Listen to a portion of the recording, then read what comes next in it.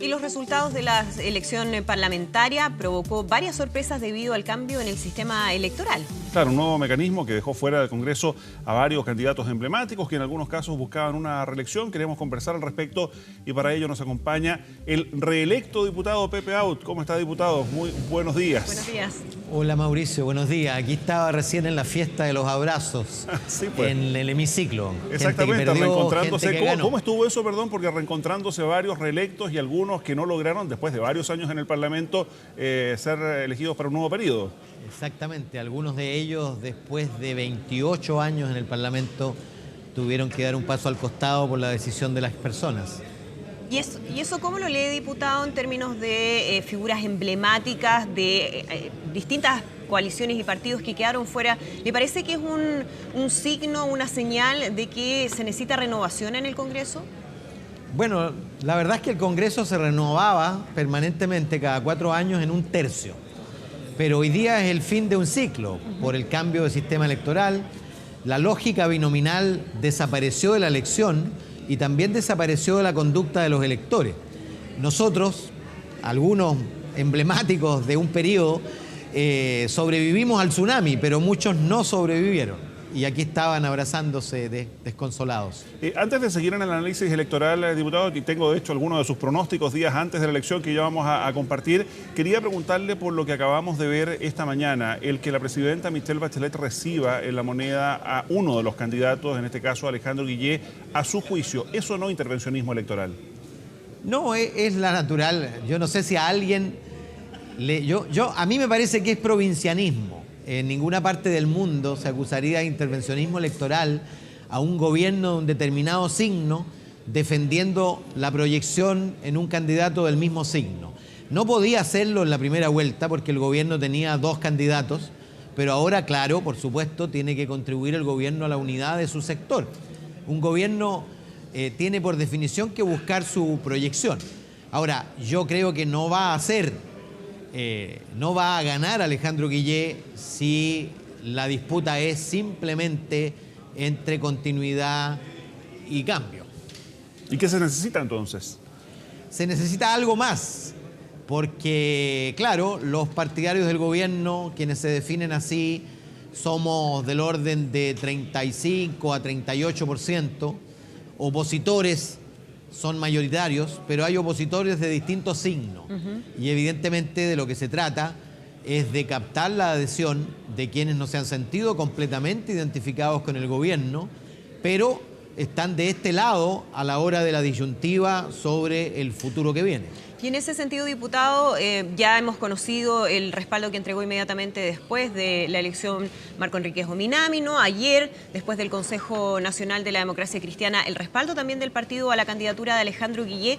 Pero la gran pregunta es qué podría pasar con los votos del Frente Amplio, que son sin duda los más significativos, con un 20% de respaldo que obtuvo Beatriz Sánchez. Hoy el diputado Giorgio Jackson dice con el antipiñerismo no le basta a Guillé para ganar el balotaje. ¿Cómo ve usted esa posible repartición de votos del Frente Amplio en esta segunda vuelta? Yo concuerdo con la apreciación de Jackson en esta materia. No basta para ir a votar buena parte de esos electores solo con la convocatoria para evitar que gane Piñera.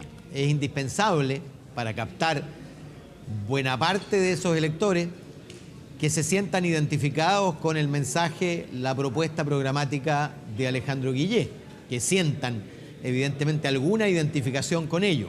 Siempre en las segundas vueltas en todo el mundo, la gente se moviliza para que no salga alguien, pero necesita también un componente positivo, es decir, para que salga alguien que va a hacer determinadas cosas. Ahora, te quiero decir que como fue muy grande el contingente de personas que votó por Beatriz Sánchez, si tú mirabas incluso las encuestas que fueron malas para predecir, pero eso no significa que no sirvan para leer, el perfil de quienes votaron por Beatriz Sánchez no es tan distinto del perfil de quienes votamos por Alejandro Guillé. Y eso, de hecho, hubo intercambio, hubo flujo entre ambos candidatos de manera muy masiva. Y yo creo que Beatriz Sánchez además hizo un muy buen remate final de campaña que le permitió ponerse muy cerca de la hipótesis de ganar en primera vuelta. Pero diputado, perdón, Digamos, o sea, a ver, quienes votaron, vuelta. es fácil concluir que quienes votaron por el Frente Amplio muy probablemente no lo van a hacer por Sebastián Piñera, pero también podrían o no ir a votar, quedarse en la o casa, anular, exactamente. o votar en blanco, y no necesariamente respaldar a Alejandro Guillé. Desde ese punto de vista, ¿debiera Guillé ampliar no solo su mensaje, sino que eventualmente su propuesta programática a alguna de las banderas que abrazó el Frente Amplio? Sería poco creíble. Yo creo que tiene que hablarle a ese electorado, pero desde su lugar, desde su especificidad. Porque la clave aquí es la credibilidad de lo que tú vas a hacer. Además, con el Parlamento que está elegido, que tiene un componente de derecha muy relevante. Y por lo tanto, lo peor que puede hacer es prometer y comprometer cosas en las que no cree y las que no puede además realizar. Y por lo tanto, lo que yo creo es que, al revés de lo que ocurre con la democracia cristiana, incluso con Marco Enríquez, que se puede resolver desde el punto de vista de una conversación entre dirigencias y por lo tanto restablecer de alguna manera el bloque, cosa que está ocurriendo, con el Frente Amplio es completamente distinto, porque yo no veo ninguna posibilidad de que el Frente Amplio como estructura tome una resolución de una conducta en un sentido o en otro. Probablemente lo haga RD, probablemente lo hagan distintos partidos, pero finalmente no va a haber, creo yo, ni una negociación, ni una incorporación, ni un compromiso de gobernar juntos en el futuro, porque el Frente Amplio tiene una resolución muy clara a ese respecto. Ha dicho que en cualquier concepto ellos van a hacer oposición, constructiva, por supuesto, pero oposición al fin y al cabo, y en consecuencia el llamado a los electores, seguro, va a ser a decidir por sí mismos y ante sí. Ahora, por lo diputado... demás, yo no veo muchos electores esperando instrucción de un partido o de un líder para ver qué deciden. Cada uno va a decidir lo que hace. Y en ese sentido también el Frente Amplio fue bastante claro. Siempre dijo: nosotros no somos dueños de los votos de quienes nos están respaldando, sino que cada uno ahí irá a tomar una decisión, pero sí podría llamar la atención o podría sonar algo contradictorio el hecho de que muchas veces el Frente Amplio fue muy crítico con la propuesta que está haciendo la fuerza de la mayoría, la propuesta que significa la candidatura de Alejandro Guillé. Como ahora quienes han criticado lo que se ha hecho, por ejemplo, en los últimos gobiernos de la Concertación y la nueva mayoría, podrían salir respaldando al propio Alejandro Guillé. Bueno, por lo mismo, yo no creo que salgan respaldando. Por lo mismo, ellos van a hacer una oposición crítica y por lo tanto lo que van a hacer es lo que ocurre en todo el mundo en las segundas vueltas.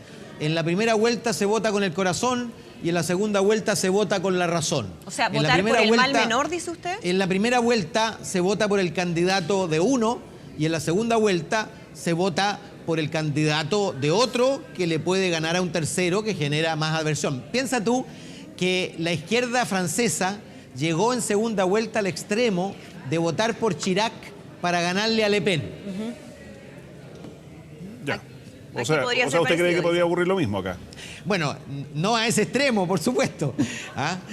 Ni Guillé, Chirac, ni Piñera es Le Pen.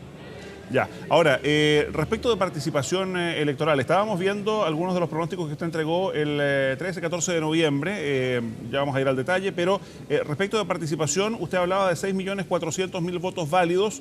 Yo no sé si esta proyección hablaba de parlamentarios o presidenciales, porque presidenciales votaron 6.700.000 con 100.000 votos blancos y nulos, o sea, 6.600.000 válidos, y en el caso de las parlamentarias pasó de largo, digamos, porque hubo 6 millones de votos válidamente emitidos. ¿Qué decir respecto de la segunda vuelta, donde históricamente la participación baja? La verdad es que no es históricamente, porque ha habido segundas vueltas menos participativas, como la última segunda vuelta, donde 1 millón de personas se quedó en la casa, pero hubo segundas vueltas más participativas. La de enero del 2000, entre Lagos Lavín, tuvo más votos y de hecho ostenta el récord de participación de la historia de Chile, 7.135.000 votos válidos. Ahora, yo lo que creo que puede ocurrir en esta elección es que se va a restar una parte de los electores, no todos los que fueron a la primera van a concurrir, pero probablemente se sumen electores que no fueron a la primera, motivados por la incertidumbre de la elección. Fíjate que las elecciones más participativas de la historia de Chile tienen en común eso, la incertidumbre del resultado, que son el plebiscito y la segunda vuelta Lagos-Lavín, porque el elector siente que hay una diferencia entre quedarse en la cama o en la casa e ir a votar. O sea, ¿usted cuánto anticipa, cuánto proyecta que podría ocurrir el 17 de diciembre? ¿Se la juega? Yo creo que se va a mantener en los mismos números, es decir, el número de personas que se aleje y no participe va a ser compensado por votantes adicionales, por lo tanto yo creo que van a andar entre 6 y 6 millones y medio de todas maneras. ¿Y usted cree entonces que la sensación que existe es que esta segunda vuelta está totalmente abierta o cree que hay alguna ventaja para alguno de los candidatos? Yo creo que la sensación que se impuso inmediatamente esa noche es que la elección está completamente abierta, porque había quienes ya se habían encargado al sastre y se habían hecho las medidas para ponerse el traje, y esa misma noche o en la mañana siguiente tuvieron que llamar para suspenderlo. Había quienes tenían un camión para celebrar, con champán para destapar, y no pudieron hacerlo, porque los resultados, Mauricio Andrea, siempre son juzgados de acuerdo a las expectativas. Si tú recibes a Venezuela aquí en Chile y empatas, echas al entrenador. Si vas a Río y empatas con Brasil, tocamos bocina. Aquí es lo mismo. Piñera esperaba 45 para arriba y obtuvo poco más de 36. En consecuencia, obviamente, el estado de ánimo de las tropas cambió, la sensación ambiente cambió, y es distinto enfrentar una elección donde la gente cree que tienes opción de triunfo o de perder, que enfrentar una elección donde está prácticamente entregado antes siquiera de ir a las urnas. Pero, ¿y el análisis que hace el propio Sebastián Piñera cuando suma aritméticamente los votos de José Antonio Kast y dice este resultado es el mismo 44% que obtuvimos en la primera vuelta hace 8 años, y además agregan que hay unidad en la centro derecha que no se ve en el otro sector? Bueno, en 2009 no había unidad tampoco en el otro sector.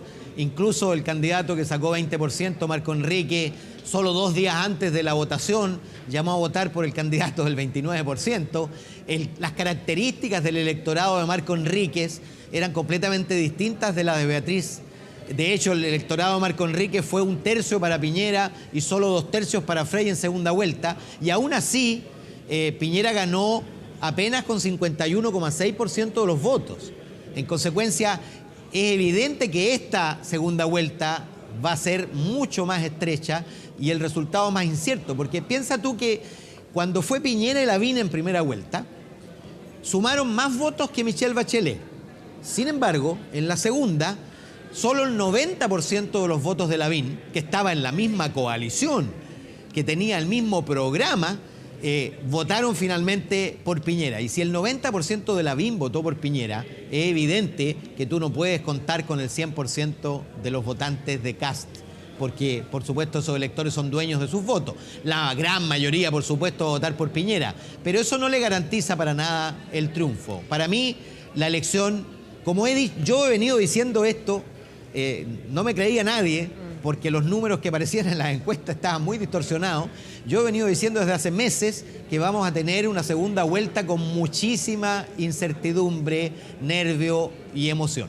Diputado, quiero ir precisamente al tema de las encuestas. Para muchos las grandes derrotadas son las encuestadoras, las empresas a cargo de los sondeos. Beatriz Sánchez, inmediatamente después de conocerse los resultados, planteó allí una duda. Dijo que ella probablemente hubiese pasado a segunda vuelta si no hubiese sido por la instalación del mensaje de que ella no era competitiva. ¿A usted le parece que efectivamente se pudo haber generado esa situación, ese escenario? Yo creo que no. Primero, no creo en la manipulación de las encuestas. Creo, por supuesto, en los errores metodológicos. Creo en que hay una cierta intención a la hora de hacer las preguntas, de definir en qué encuesta tú preguntas por segunda vuelta y en cuál no, en fin. Pero el negocio de ellos es hacer las cosas bien y, por lo tanto, si se equivocaron, no es porque quisieron equivocarse. Segundo, mira, nadie, y esta elección lo probó, nadie vota por alguien simplemente porque cree que ese alguien va a ganar. Uno siempre vota por el que le gusta, no por el que cree que va a ganar. Piensa tú que casi el 70% de los electores creía que iba a ganar la segunda vuelta Sebastián Piñera, que iba a ser el seguro presidente.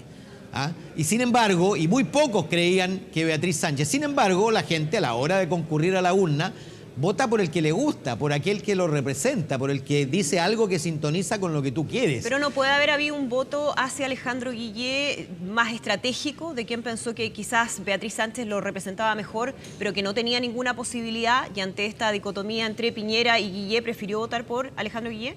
Bueno, pero también puede haber ocurrido a la inversa. Es decir, muchas personas que se sentían atraídas por Beatriz Sánchez, pero sabían que era Guillé el que tenía que competir con Piñera, pero como Guillé estaba seguro para pasar a segunda, prefirieron votar para expresar su sentimiento y votaron por Beatriz. Mira, esas son especulaciones que al final se neutralizan.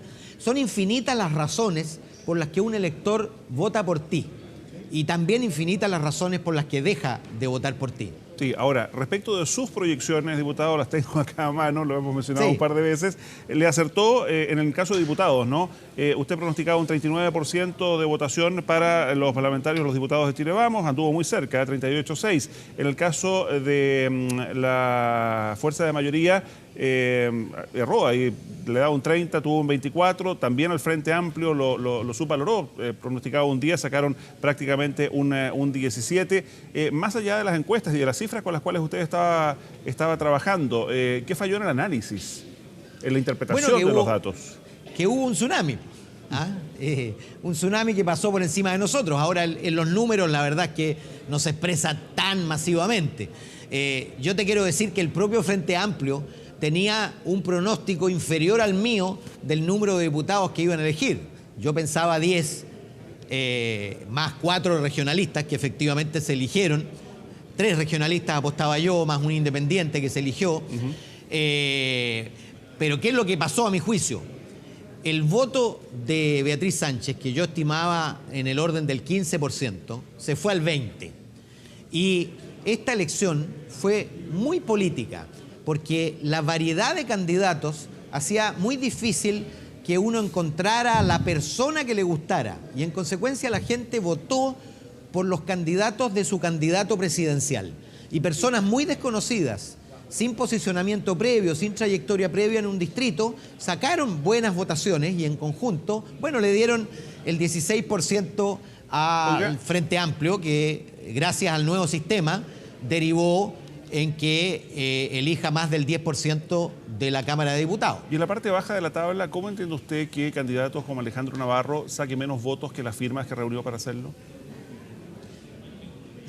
Bueno, esto ya había pasado anteriormente con Jocelyn Hall. De hecho, hubo un proceso que mostró que había habido trampa en la obtención de las firmas. En este caso no, porque Navarro pudo postular porque inscribió un partido. Y lo que queda claro es que hubo más gente para creer en ese partido que gente que creyó en Alejandro Navarro. Muy bien, diputado Pepe Out, muchísimas gracias por compartir esta mañana con nosotros el análisis y ciertamente vamos a seguir, nos quedan todavía 26 días, ¿no? Queda mucho paño que cortar, sí. Gracias, diputado. Que esté muy bien, buenos días.